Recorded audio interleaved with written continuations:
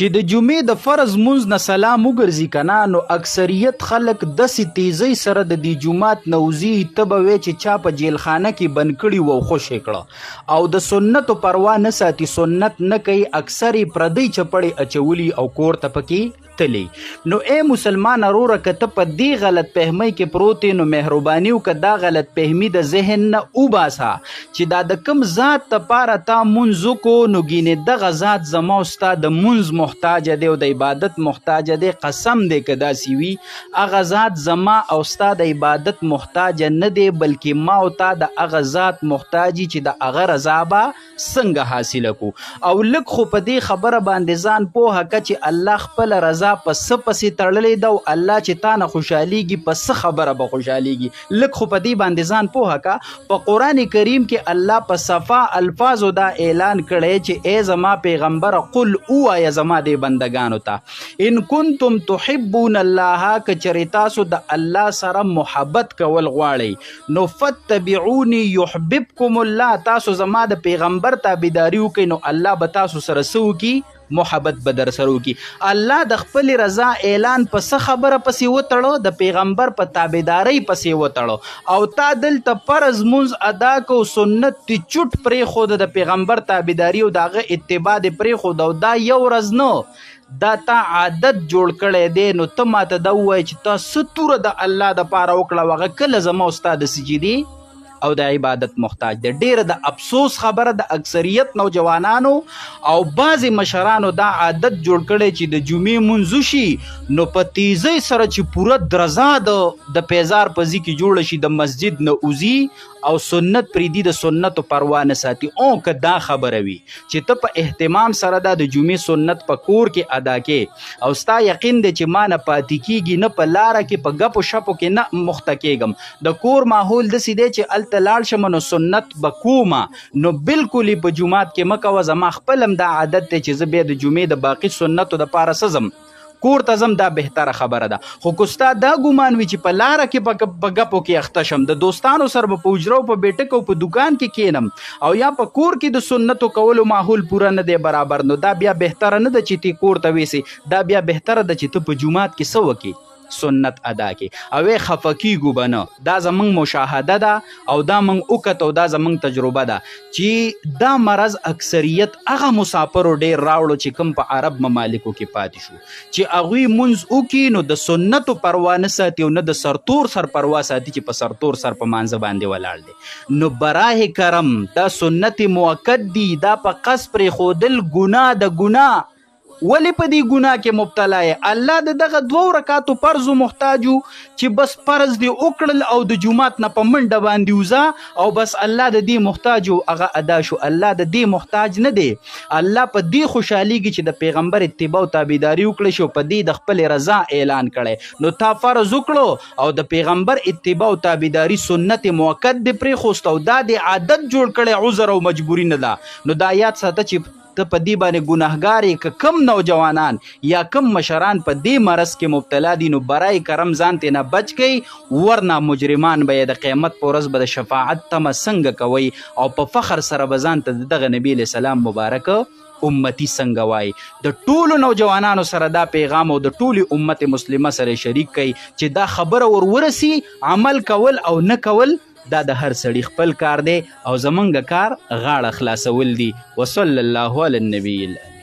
که ناپاک او نجسه کپړه چا صرف یو ځل ووینځله او بیا په یو ځای کې ویړ کړله خورې کړله د وچولو دپاره یی په تناب واچوله په رسۍ واچوله او د دغه کپړې د لونوالی هغه ځي ته منتقل شو هغه څیز یې د ځان سره لون کړو نو دا یاد ساته چې په دې سره هغه څیز هم نجس او پلیت وګرځېده ځکه چې ناپاکه کپړه په یو ځل وینځلو سره نه پاکیږي نه مانځي کیږي دا به 3 پیرې وینځي او هر ځل وینځلو سره به دا نچوڼکې نو دې نه پس به دا کپړه څه ګرځي دا به پاکه ګرځي لحاظه په دې مسله ځانانه پوه کوي اکثر په دې کې بې احتیاطي کوي چې نجس او ناپاکه کپړه صرف یو پیره نیمه ووینځي لږ یې کنګال کې نچوڼي کې او بس دا دوی په یو ځای باندې واچوي نو دې سره خو که هغه ځي ته دا لونوالی منتقل شو نو هغه ځای هم نجس وګرځېد او بیا چې پته پاکي لمدې کپړې ورچې نو بیا به هغه هم نجسې ګرځي نو په دې سیز کې لږ احتیاط کوئ او خاص کر دا زنانه د ماشومانو په نجس پرتوګونو کې احتیاط نه کوي یو پیره نیمه ووینځي صحیح شوله وایي چې ماشومان پې کم مونځ کوي او دا بیا په هغه ځای کې دوی خورئ چې په کوم ځای کې د غټو بنیادمانو لمدې کپړې ومچوي نو په دې پرتوک سره د ماشوم په دې پرتوک سره خو تا هغه ځای نجس وګرځو نو بیا چیرې په د غټو بنیادمانو لمدې کپړې ور واچولې نو الټه دې هغه هم نجسې وګرځولې نو په دې مسله کې ګورئ احتیاط کوئ دې کې بې احتیاطي نه ده پکار صحیح شوله دویمه خبره دا وکړه چې بعضې کسانو کپړې پلیتې وي نجسې وي نو لون لاس پې راکاږي منګ اکثر کسان ګورو یا داسې کاروبار وي چې نجاست په کپړو پسې لګېدلې وي یا کپړې نو دوی په لون لاس راکاږي نو په لون لاس راښکلو سره دې دا لاس هم پلیت که صحیح شوله که نه او د کپړو دا پلیتوالی چې په لږ ځای کې وو نو دا د خور کو نور هم په دې کپړو باندې نور دې هم دا ځای پلیت کو نو په دې باندې کپړې نه پاکېږي ځان له دوکه مه ورکوئ خپل منځونه مه غر کوئ دغه پلیت او نجس ځای به تاسو 3 پیرې وینځئ او 3 پیرې به نچوڼ کوئ ښه برابر د خپل طاقت مطابق یې نچوڼ کو د کپړې د طاقت مطابق یې نچوڼ کو دومره مضبوط نچوڼول لازمي نه دي چې یو قطره اوبه هم پکې پاتې نشي خپل طاقت ته به ګورې د کپړې طاقت ته به ګورې چې څومره پورې دا زور اخلي هغه عمره زور ورکړي دا نچوڼ کې 3 پیرې وینځل او 3 پیرې نچوڼ کولو سره دا کپړه څه وګرځېده جي دا پاکه وګرځېده بل په دې مسله ځان پوه که چې کوم څیز نه نچوڼ کېږي که نه لکه پوم شو قالین شو کارپټ شو نو د هغې د وینځلو طریقه دا ده که هغه نجس شو چې یو پیره به یې ووینځي اوبه به پې ښه برابر تېرې کړي او دا به بیا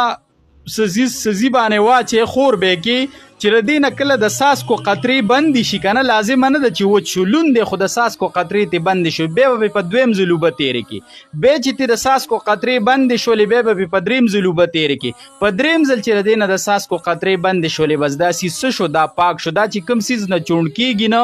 نو د هغې د وینځلو څه ده جي